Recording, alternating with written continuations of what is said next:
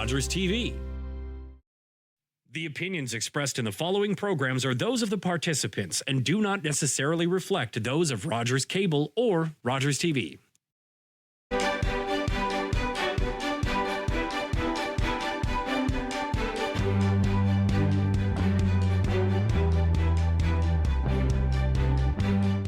Hi, and welcome to Politically Speaking. I'm David Shearman.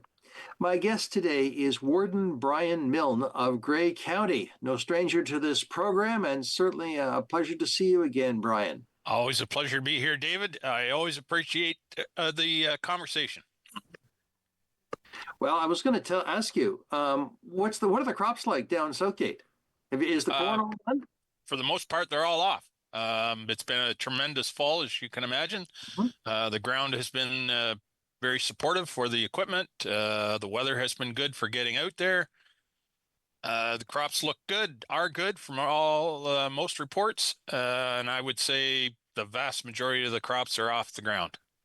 Well, that's a good thing because we had a heavy frost, and I know you can harvest corn later, but even still, it's not a good. You want to make sure that the harvest is in before the frost really arrives and the snow. Well, that's right. I mean, a lot of years we'd be, the sun's shining here today, and there's no snow on the ground. Although yesterday, when I left for Owen Sound, there was about an inch of snow on the ground here in central Southgate. So winter's on the way. Well, glad to hear that because, I did have some questions about whether winter was going to arrive the way that the weather's been going. Well, who knows? We've had green Christmases before. It's true. And I have to admit, David, as I get older, climate change makes me nervous, but I'm less and less enthused with snow as I get older. So a lighter winter, I'm okay with. We always have great fun, don't we, with our Grey County winter? Yes, indeed. Indeed. And, there's some people, newer folks, particularly here in Southgate, they've heard about this Grey County winter, and they're starting to wonder, where is it? What is it? Well, I think we'll see it sometime, but who knows when. I did notice that snow is starting to appear in the longer range forecasts. And I always count on the 1st of December, where we'll have some kind of snow event. Sometimes it's earlier, sometimes it's later, but it's usually reliable that time of year. And the conversational topic is, got your snow tires on? That's my project for this afternoon after we're done here, sir. Get those changed. Oh, mine are on. They've been on for about 3 weeks now, but I'm a cautious guy. So anyway, you've had a busy month since we talked last. Let's talk about anniversaries. Rockwood Terrace, 40 years old. This is dare I say it, the original Rockwood Terrace? Indeed it is. Indeed it is. Yes, 40 years ago. And it's funny you mentioned that because I come across a picture here from my late great uncle Farquhar Oliver. I absconded with a bunch of the photographs from his archives, shall we say. And I come across this picture and it showed the sod turning for the original Rockwood 40 years ago. And again, funnily, talking about weather, they had it about this time of year and the ground was frozen solid. Snow, blustery day. Nope, we're not having this outside. So they actually had it in the lobby of the arena. And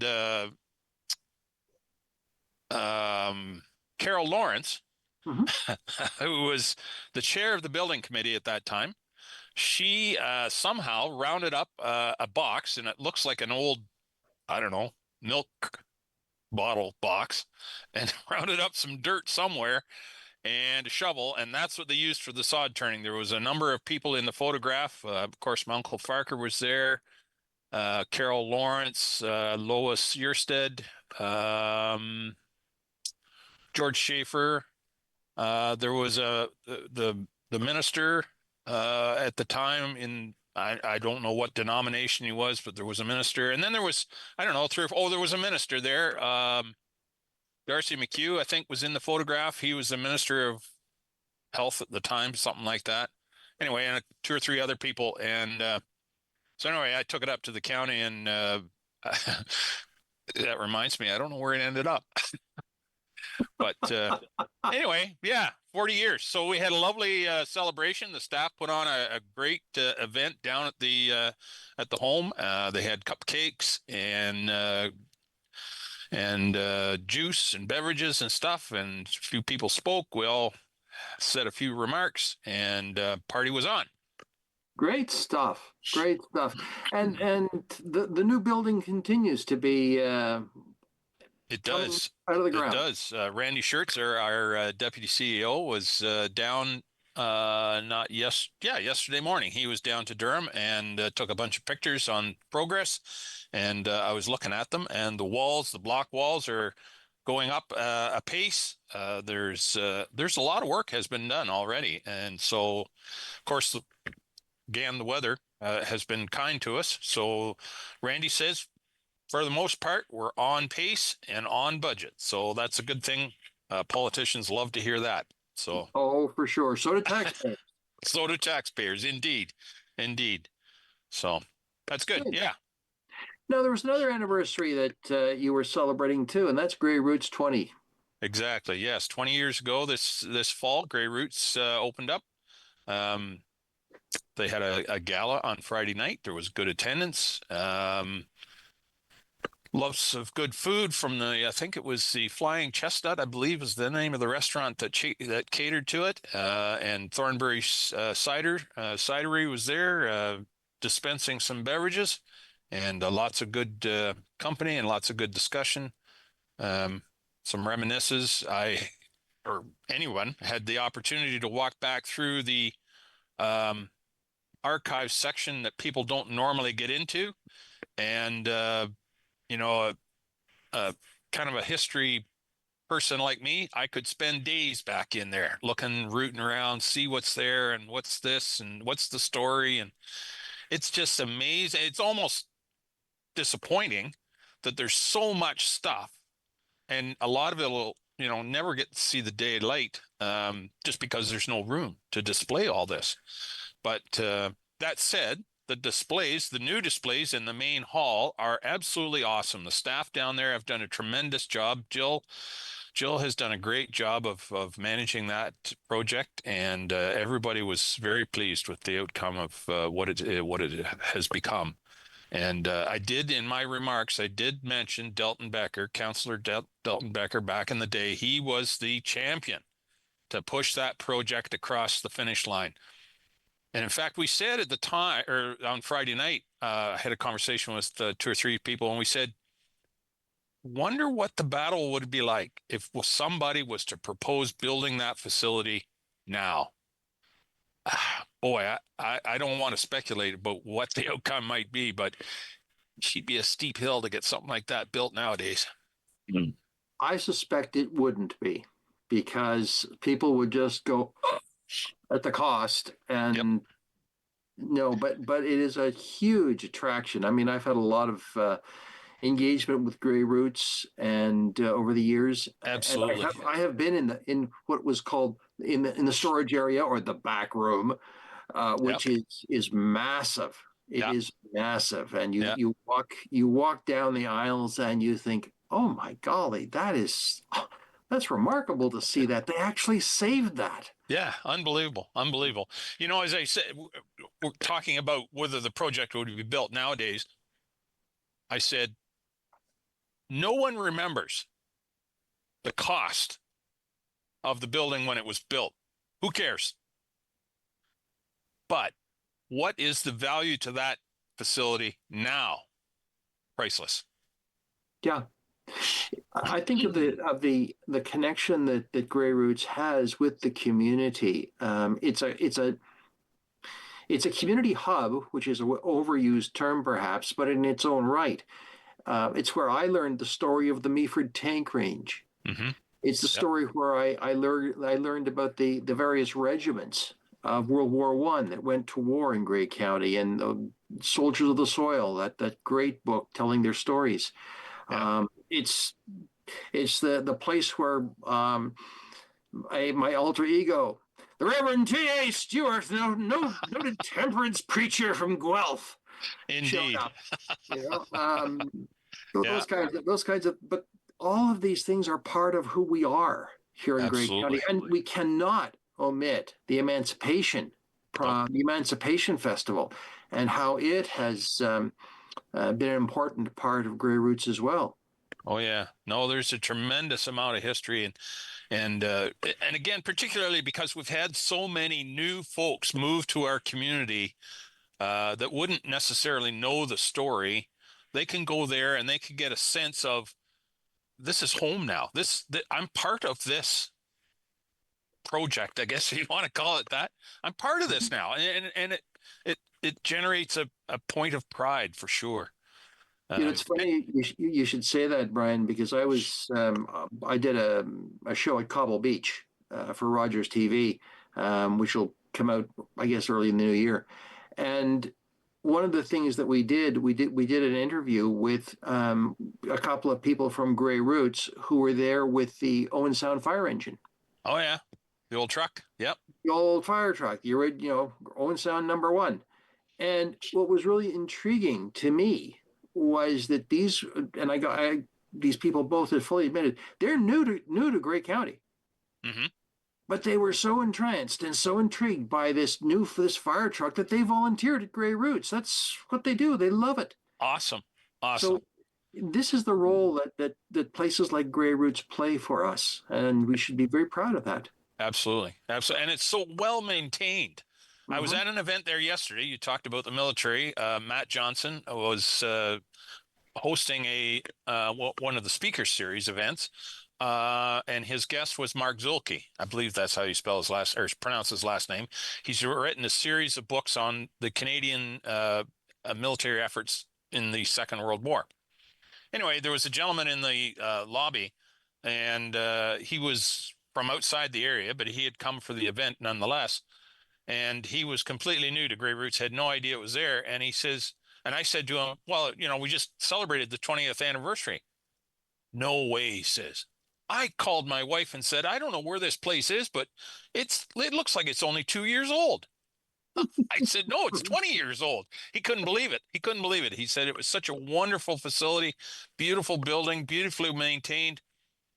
Yeah, it's a gem. It really is a gem in the crown of Grey County. Very much so. Very much so. And thank you to Dalton Becker for having the vision to make it happen. So absolutely. Anyway, I wanted to ask you, Brian, this actually happened just before our last conversation, but Thorsten Arnold came to Grey County and said, hey, we're at risk here for drinking water contamination. And he said it has to do with the bedrock that's below us. Mm-hmm. And has there been any further action on that or reaction to that? It was quite a startling report because I did actually go in and read it. Yeah, I mean, it is a startling report. The topography is known as karst geology, I guess. And I do remember reading or learning a bit about that in high school. I remember going on a day trip out to the escarpment and walking around in that and seeing that type of geology. But I had no idea it was under threat like it is, or apparently it is.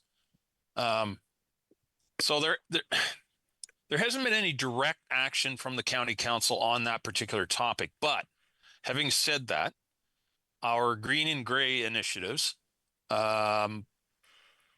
speak to our environment indirectly in the sense that, our environment in general is under threat. We need to be cognizant of it. We need to be doing the right thing always. And so the message was well received. And I hesitate to say that there's been no action because there hasn't been directly, but indirectly, I think we're doing good work to make people more aware of the environment around us and how we need to look after it. Yeah. So I commend the gentleman for coming and sharing his story and his research with us.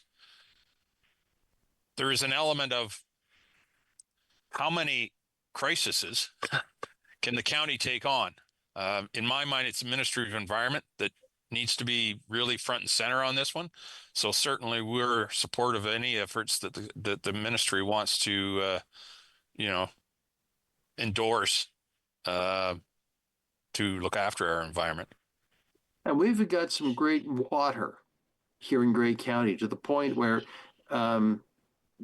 I hate to say it because it's a controversial issue. It gets exported in bottle. It gets bottled and shipped across Canada and down into the States. Yep, it does. You just look at a bottle at bottled water, and it always tells you the source. And if it says Feversham, Grey County. Yeah, for sure, for sure. And I guess the variable there, or the unknown, is the unknown. Is the amount of water that's being pulled out of the ground, and it is an artesian well, so the water's coming out of the ground anyway. But is that water a drop in the bucket compared to what's actually in the ground? Mm-hmm. Or is it a significant amount? I don't know. And I don't really know if anybody definitively knows that. I guess the only thing we can really be sure of is that the water is there, and if we can do something to look after it, we better do that. Yeah. It's one of those things. I also noticed that the Conservation Authority is making the rounds of municipal councils. I don't know whether they've hit your council yet. Nope. Which Conservation Authority is Southgate in? Well, for the most part, Southgate is Saugeen Valley, but there is a sliver of the Grand River that comes up into Dundalk, because Dundalk, of course, is the headwaters of the Grand River. So we do deal. Actually, Dundalk is almost split in half, north and south. Yeah, because the Conservation Authority that's here in Owen Sound has to put it in a new building. And yes, I saw that. They're talking, but have they come to the county yet and made a presentation? Nope. Maybe they could save us some time and just send a letter saying how much they want. Sorry, did I say that out loud? I maybe shouldn't have said that. I'm sorry. Well, it's all there in the presentation, and if you look carefully in the media, it's all there from the various municipalities. And I don't recall seeing Southgate, but I could be wrong. No. And this is if you're in Saugeen Valley, that's to the west of where we are. So yeah. No, they haven't come before our council. We have a very good relationship with Saugeen Valley. In fact, my deputy mayor is the chair of the board at this point right now. And Councillor Debreen deputy mayor Debreen actually does a great job of chairing that organization. And it's, they've had their challenges in the last few years too. So as we all have, so. One of the things that I was a bit of a shock to me was that and this was generally about our conservation authorities who do good work. 100% they do. The provincial government funding at one point was 80%. And now I think it's 5%. Yeah. It really is a shame, because it was a provincial mandate that created the conservation authorities many years ago, I think in response largely to Hurricane Hazel. And so, their original mandate, and we could debate what the mandate should be, but their original mandate, I believe, was something around the quality and quantity of water, control and quality of, water. I guess you could suggest they've strayed from that to some extent, or expanded from that, I should say. They're still about water quality and quantity, but there's many other things that they do now. And should they be? I don't know. But the community's expectations are such that they felt they should be doing these other extra things. They do a great job of education. And again, it comes back to our earlier comments about making sure that we're, cognizant of our environment and doing the right thing. They do a great job of educating that. They work well with the schools. They work very well with the schools to educate students on, their environment around them. Generally speaking, I'm supportive of the Saugeen or any of the conservation authorities in that respect. Gray Sauble is the one that I was thinking of, because that's the one here in Owen that's Sound. to the north. Yeah, for sure. And they do, where you are. and they do a great job. All of them do a great job. If I'm trying to build something in their control area, sometimes they can be a little bit, shall we say, onerous. I don't know, but probably for good reason. And so, and again, generally, their first words out of their mouth aren't no, it's maybe. And so they're more than willing to work with the landowner and try to find a way to make it happen. At the same time, respecting the environment again and making sure that the watershed isn't jeopardized and endangered. So I get some people get frustrated with them and the bureaucracy, but they have a job to do, and for the most part, they do it well. Yeah. Well, it's always an interesting question, and they're just another, not bureaucracy, another layer of bureaucracy, because they do have a very clear mandate. Yeah, for sure. So, let's move on a little bit. Still talking about politics. Hey, it's the nature of the show, right? Nature of the show, right? But I noticed that Grey County Council voted in favor of supporting Georgian College's call to the federal government around work permit eligibility. Yes, especially with respect to local labor markets. There are about 100 students at Georgian who are taking courses. They're studying there, who are on foreign student permits. And the college is saying, hey, just a minute, we need these people, and we need more. Yes, absolutely. So what did the county say? The county has always been, at least in my experience, always been very supportive of Georgian, because they're a very community-minded organization. Mary Lynn and now Kevin Weaver, president of Georgian College, has always been very cognizant of the piece or the place of Georgian College in the broader community. And to my notion, they've always done a stellar job of lining up what the community needs and what their expectations are and working towards that. And I commend them. They do a really good job. Dave Shorey up at the college there, he's a riot. You have to love him, but he does a great job too. I can remember 10 years or more ago, I think, the county supported the Marine Emergency Duties program at Georgian College. At that time, any mariner had to renew that certification every 5 years. And to do that, they had to go to either Newfoundland or Vancouver, I believe, are the two places. And so it was a huge cost to the college. So they really wanted to introduce this program at Georgian. And so the county bought into it, and it's a huge economic driver, because a lot of mariners will come now to Owen Sound for, I think it's a 2 or 3 week program to get recertified.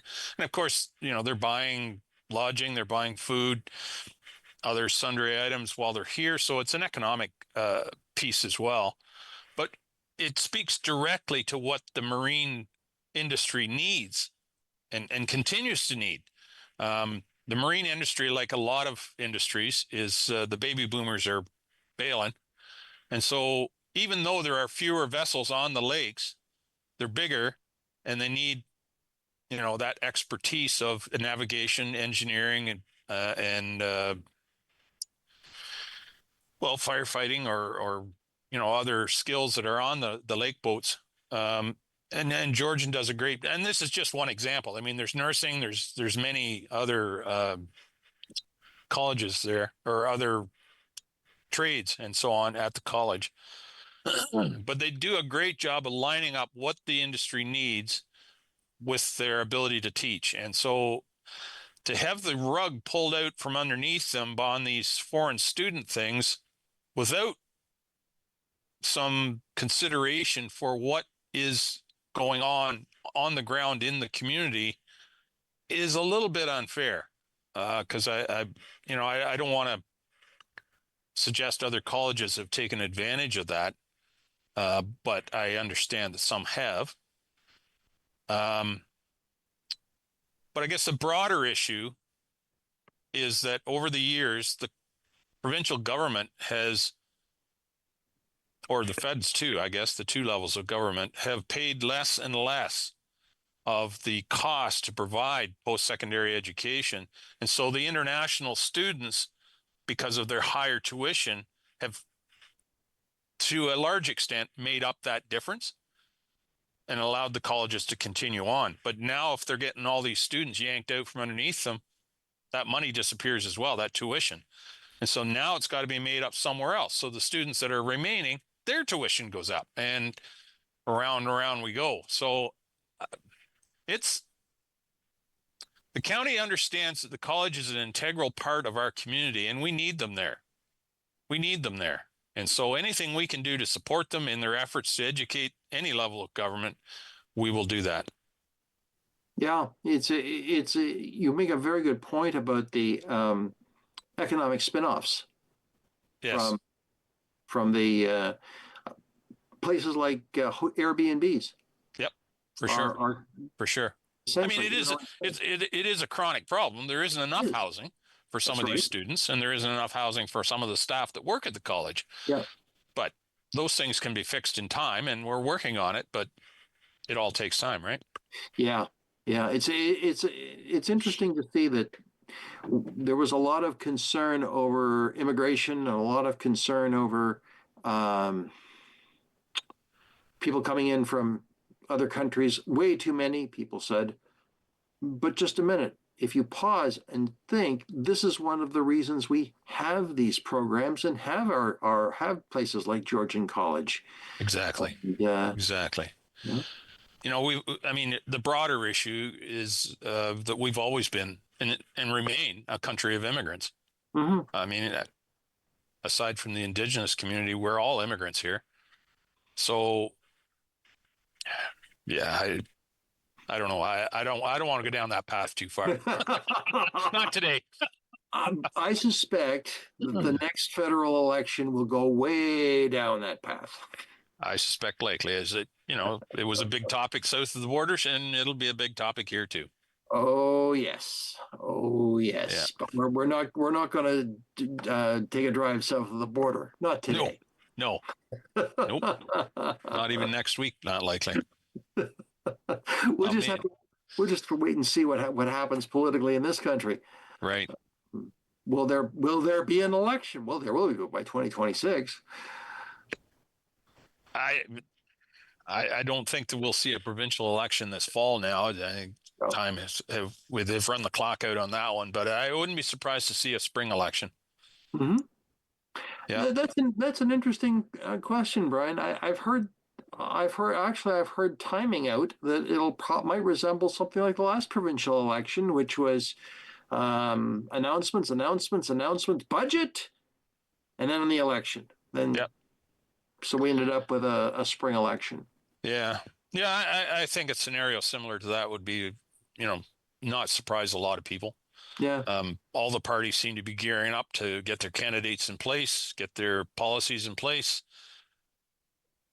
I'm just hoping that we can have time in the spring at the various conferences to bend the ear of the ministries to make sure if they're going to make these big election promises, they don't forget the Grey Counties here, and we need some help too. So, aha!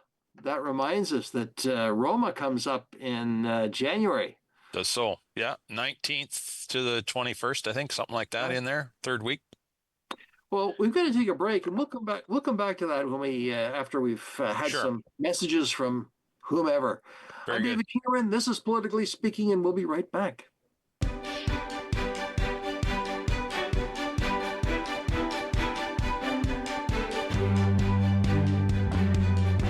You're watching an interesting local show on Rogers TV and you want to know more. That's when you head to rogerstv.com. Our website provides more information about our programs, our hosts, our schedule, and about how you too can get involved with Rogers TV. Visit us online at rogerstv.com. This is Rogers TV. Here are 3 reasons why your social strategies should include Rogers TV. Reason number 1 is we have hyper-local audiences. The community TV channel gives you a chance to engage with people where you live, so you really get to know your neighbors and they get to know you. Reason number 2 is we can help diversify your distribution. With social media, it's really important to be able to have a wider audience, and Rogers TV can actually help complement your online presence by delivering to a different audience. And it's actually really easy to repurpose your existing content or to just create new material specifically tailored for community TV. And finally, reason number 3 is we can help enhance your credibility and your trust. And by aligning your brand with Rogers TV, you can tap into that trust that viewers have.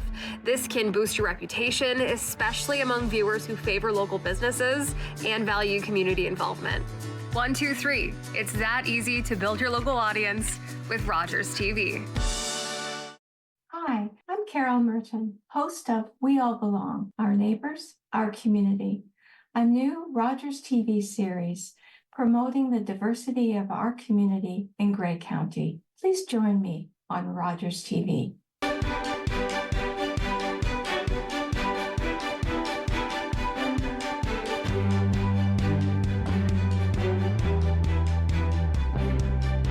Hi, I'm David Shearman. This is Politically Speaking, and my guest is Brian Milne, the Warden of Grey County. Now, I have to tell you, what happens on break stays on break, but Brian and I had quite the... This is really unfair, David. You got me all worked up, and then you say, okay, now we're going on air. Well, here we are. All right, we're on air. Now, Brian, you said just as we left that you expected an election in probably the spring, and that's pretty good. I think that I'm hearing that candidates are being nominated. Eventually, we'll hear who the Conservatives will have nominated, and the Liberals in this riding, at least in Bruce Grey Owen Sound, and so on. But one of the things that has in this season running up to an election is that there are announcements. There are announcements of this, an announcement of that. And the most recent announcement that affects us is, Minister Lecce was over at Bruce Power announcing a new hot lab for isotopes. And that's important stuff. But you were telling me off camera just after we went off air there for the break that there's a promise yet to be fulfilled. What's that? 3 years. It's been 3 years, almost to the day, that Premier Ford was in Dundalk at the east end of Southgate to announce a new community health center. We had the sod turning. All the dignitaries were there. Speeches were made. Promises were made. Hands were shook. Babies were kissed. Here we are 3 years later, and nothing. The sign is 3 years old. I've tried to talk to the minister about it. She says, nope, I'm not talking about it. I won't talk about it. I said, what is the holdup? I've talked to Rick Byers. I've talked to Lisa Thompson. I've talked to Brian Saunderson rather. And nope, none of them have heard anything. I just do not understand what is the holdup. The community health center model it works so well. The docs love it. The allied healthcare professionals love it. Where is it? No one knows, and no one will talk to me about it. And it's frustrating as all get out. So there's a promise they could do right away if they'd like. Now, I will say Minister Lecce, when he was still Minister of Education, did announce a new school for Dundalk as well. So that project is progressing apace, I suppose. It's really a Board of Education project. It's not a municipal project, but we're working very closely with them because we will have to provide services and all the rest of it to go with that. But it's very much needed too. And if anybody has been in Dundalk lately, you know that Dundalk is growing tremendous rate. A lot of new residents. They want to know, where's the school going to go? When's it going to be built? And where is the darn community health center that the Premier was here and announced 3 years ago? So there you go, Doug. If you're listening, and I'm sure you are because everyone listens to the David Shearman Show, where's my new health center? Well, if history repeats itself, it'll be like the Markdale Hospital. I hope we don't have to wait 10 years for it. It's only been 3. Well, I know, but if, like I said, if history repeats itself, Brian, come on. Maybe. You know, Maybe. you know, and then. Well, he better not build his tunnel before he builds my community health center. Good point. Well, maybe there'll be space underground. Talk about fantasy. Holy mackerel. Mm-hmm. Somebody told me, why not? We're going down the road now. Somebody said to me that is well placed in the PC, and I still call it the PC electoral district in this area, the riding association, they used to call them. Anyway, they said, oh, they just announced that kind of stuff to see the opposition's heads explode. Well, I know there's games to be played, but there's so much work that needs to be done. Healthcare is in a shambles. Education is getting overrun. Roads and services are falling apart. Do we still have to play these games? Come on, let's get on with the work that needs to be done. So frustrating. Well, I think the people at Durham would have a few words to say as well. They did last night. I was at the community engagement meeting, I guess they called it last night. The what is she? The executive director, the president, I guess she is, Nancy Shaw of the South Bruce Gray Health Center, and Dean Dunn is the chair.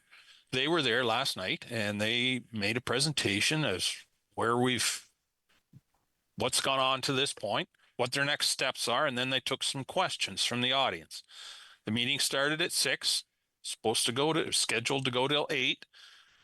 At 7:15, the questions started to get a little heated, a little bit harder, and the chair said, "Nope, that's it, we're done." So I have to conclude from that they're not that really interested in knowing what the community wants. But if they were listening, it's pretty clear what the community wants. They want 24/7 emerge service, and they want their beds back. Simple as that. Did they? What they're going to get, I don't know. They didn't announce what their plans were. I've heard the community gossip, but that's exactly what it is. Well, there was some mention made of community health, mental health services being made available with a partnership with Bright Shores. What that consists of specifically, I don't know. That wasn't announced last night, but there was made mention of an initiative to bring more mental health services to the Durham site. I mean, mental health services are needed. They're important. But that's not at the top of the list for what the community wants. To be sure. We'll see. Yeah. We'll see. To be sure. I mean, I've been asked the question, well, where do we go when we need a hospital emergency, when there's a medical emergency?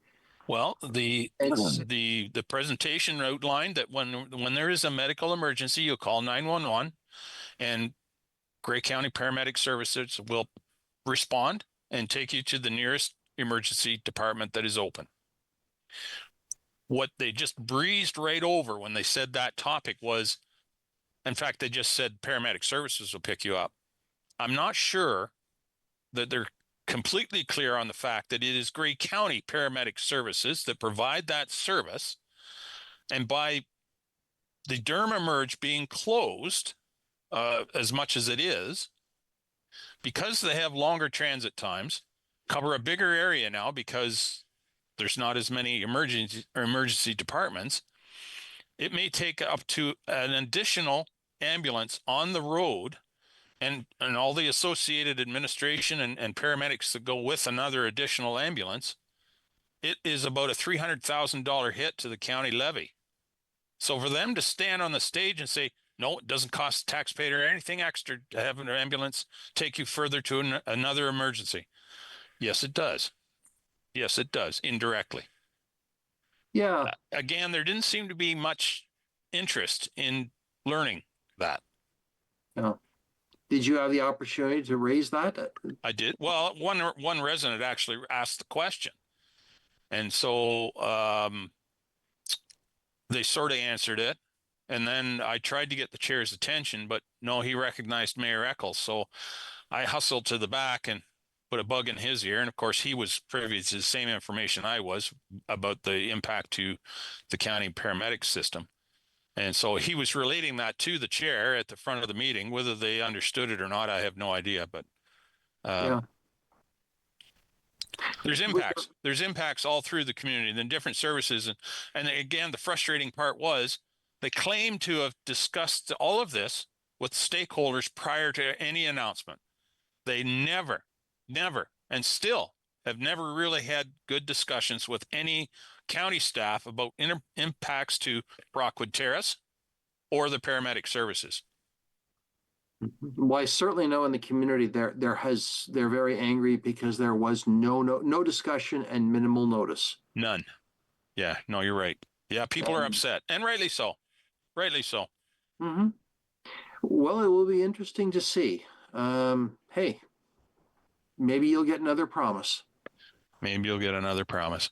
I guess, saying that, I will say that healthcare hospitals are badly underfunded, and they are sort of the backstop for the entire healthcare system. So if you don't have a family doc, what do? You go to Emerge. Doesn't matter whether it's serious or not. You go to Emerge because there's no other options.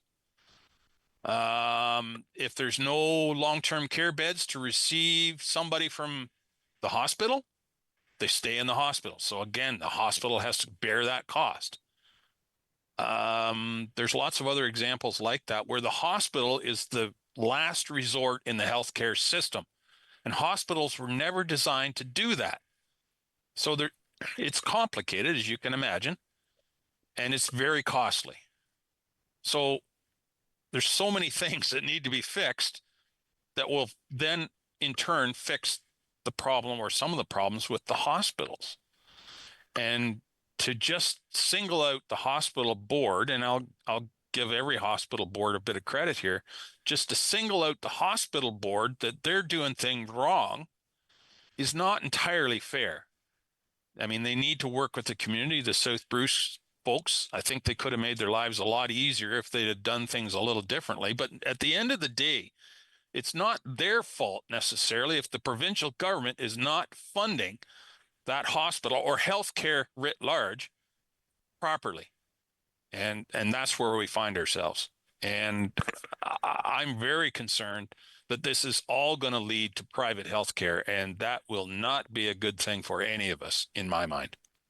Yes, but I fully agree that privatization is inefficient.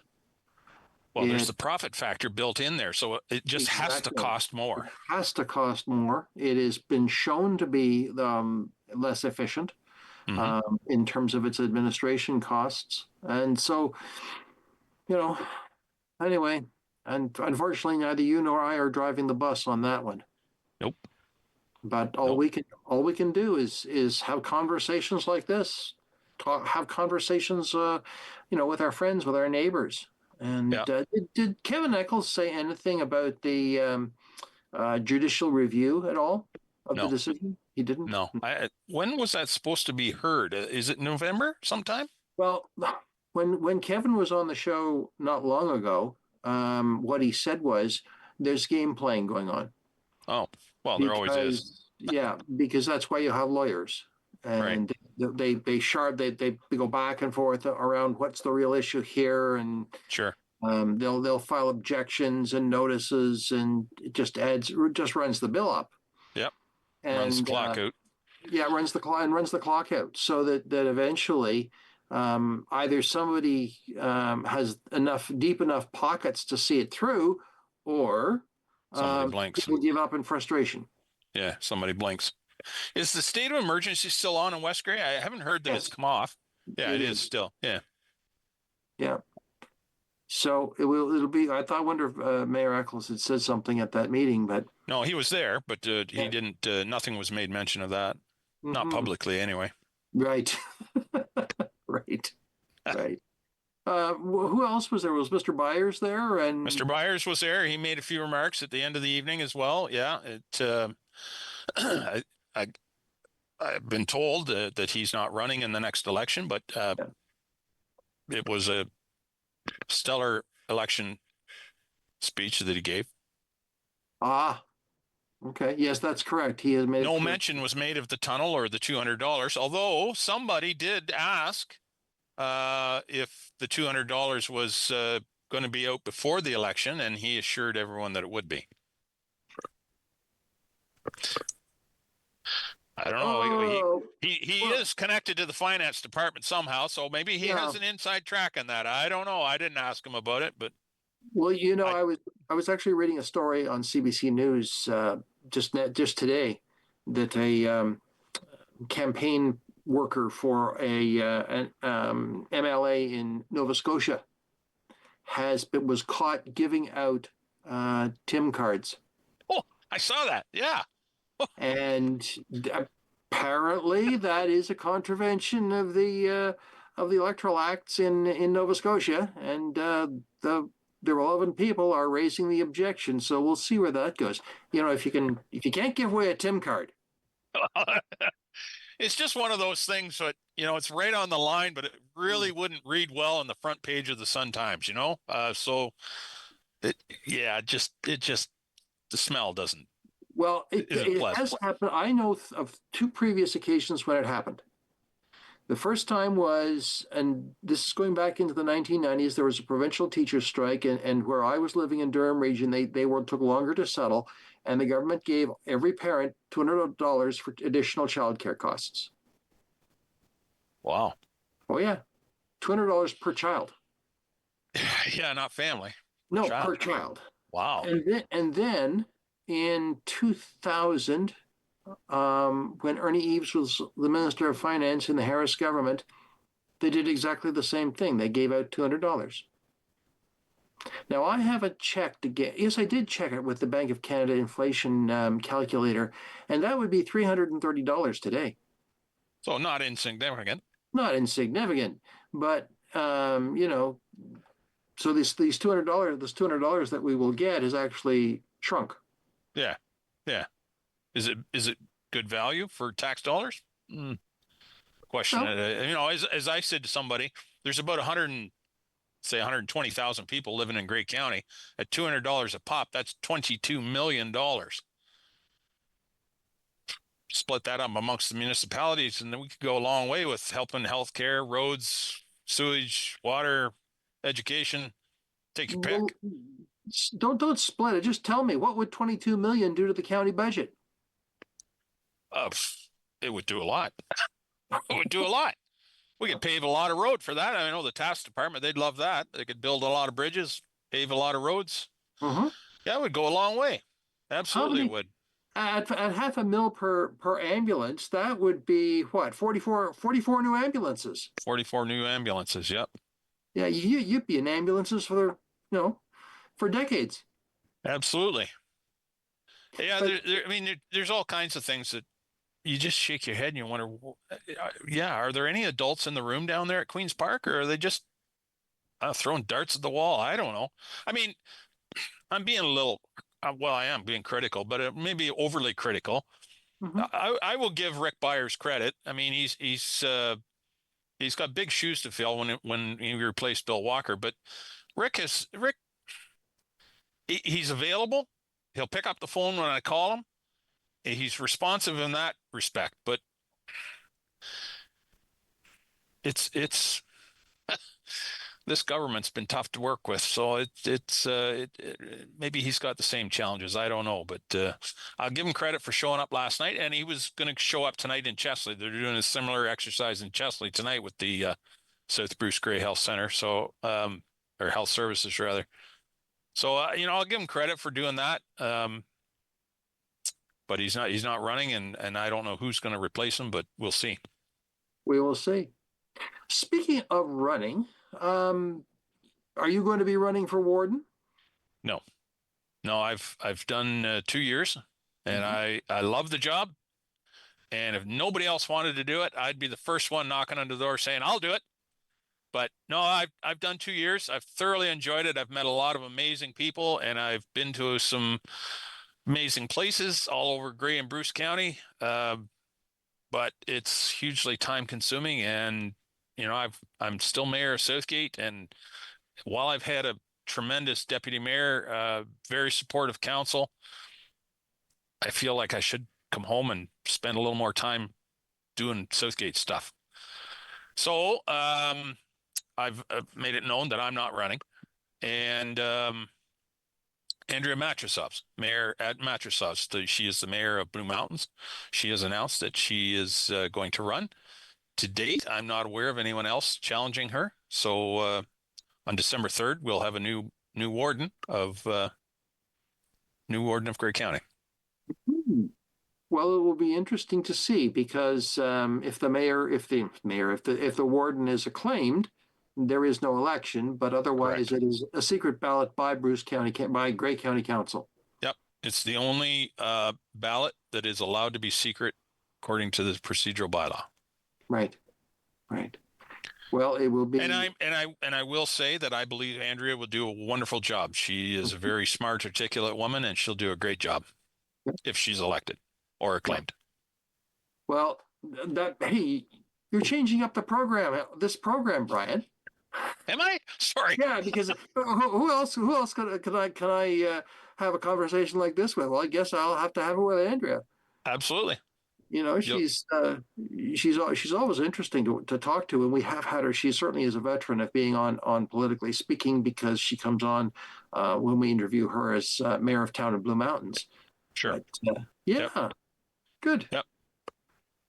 So sorry, I can't give you any dirt or any inside tracks there. Sorry, I don't know.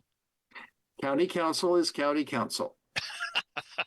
Yes, and I'm hugely honored. I will say I've been hugely honored by doing the job. As I said, I love the job, and it is very much a privilege to do this job and represent Grey County, because without fail, I go anywhere to a conference down in the city, or I was just down in Chatham. I had a conference down in there last month. People know Grey County. They love Grey County. They love the people. They love this working with our staff. It is, in many respects, it's a very easy job to do, but there's lots that needs to be done. As always. As always. As always. And by the way, I want to say, as a taxpayer in Owen Sound, I want to say thank you for what Grey County has done to step up and take on the share of provincial court security costs. Once again, we're the good guys. Yeah. You're welcome. Well, you know what? I had no idea the number had grown to what it had, and I didn't realize that the province only funds, what they do, which is not nearly enough, again. And that court, it does represent, or it does provide services to a large part of Grey County. So you don't want to raise the cost of the county levy, but on the other hand, it has to be fair. And it's pretty hard to not say that it would be fair for the county to put some money into that court security, because it does serve a large portion of Grey County.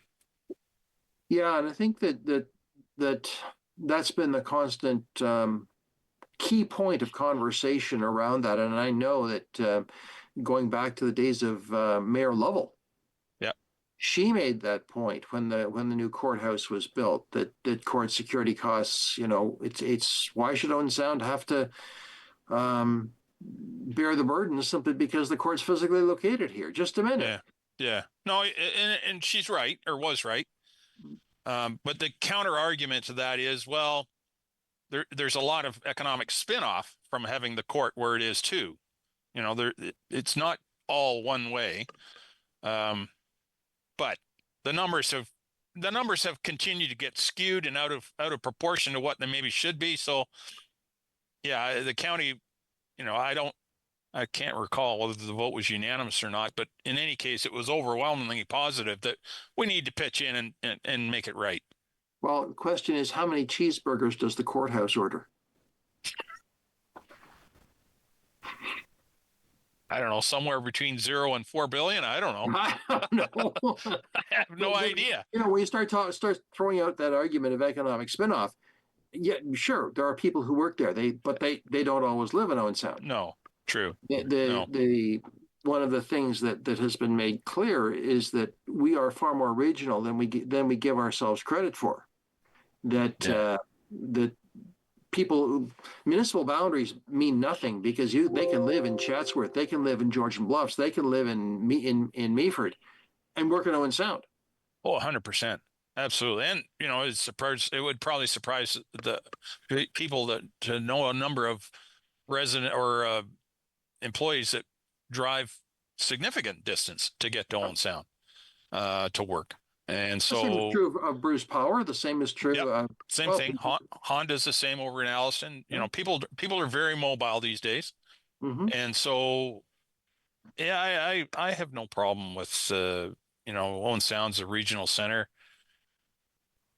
We need to work together more than we have in the past. Yeah, you're right. The municipal lines mean nothing. A lot of people, probably if you ask them what municipality they live in, some might not even be able to tell you. Some would have no idea what Grey County is. So we need to do a better job of that. But on the other hand, we need to make a better job of saying, it doesn't matter where you live. These are the services you get, and this is what you pay. Yeah, and it's maybe it is an argument for regionalization, but that's a whole other conversation. Which, boy, I didn't know this was a 4-hour program. Holy mackerel, David. We could talk all day about regional government. And we've only got about 2 minutes left, so you're going to have to talk fast, Brian. But it's part of the bigger picture. It is. And we could go all over the place on that one. But I do know, for example, that one of the things that has popped up in the last couple of weeks is police costs. And I know last week Mayor Kentner said people are going to be shocked when they see the bill from the OPP, what they want from us in our budget. That's going to be a hot one, I'll tell you. Well, it is a hot one. Even just in Southgate, we're looking at about a 21% increase in our police budget. That's a 2% levy increase just to pay for the police bill. So, and early looking at it suggests it's the collective agreements that have been agreed to by the province to pay the police services, the OPP. I don't begrudge anybody getting a decent paycheck for the job they do, and the police, they deserve what they're getting. Probably, I don't know. Well, I do know they do deserve to get what they're getting. But if the province is going to hand out those kind of settlements, province needs to start stepping up and paying for my hospital, my healthcare clinic, my sewage system, my education. Come on. As I say, it goes both ways, right? So, yeah. And we're starting to go in circles here, David. Well, and on that, Brian, I want to thank you for being a part of Politically Speaking, especially over the last 2 years in your term as warden, and best wishes to your endeavors in the future. Sorry we don't come down to Southgate, but who knows? Maybe you'll come back again. All roads lead to Southgate. But it has been my pleasure, David. It's my pleasure to be on the show here. It's always interesting. You're a tremendous host, and I appreciate the discussion, as you said. Well, thank you. And thank you, friends, for being a part of Politically Speaking. I'm David Shearman. We'll talk again.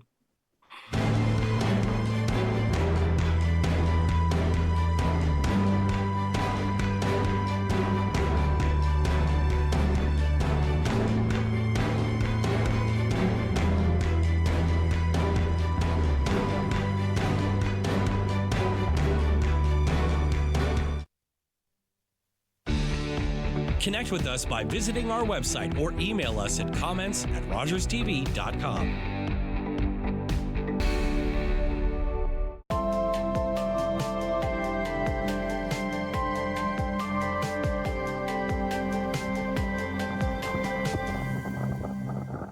Hi, I'm David Shearman, host of Politically Speaking on Rogers TV. Join me this fall for more interviews with our local, provincial, and federal politicians. Politically Speaking on Rogers TV. Hi, I'm Ian Boddy, Mayor of the City of Owen Sound. Whether it's improving our parks, fixing roads, or planning our future for the city, it impacts all of us. Please tune in on Monday nights at 5:30 to Rogers TV or owensound.ca to become informed. Your support and your knowledge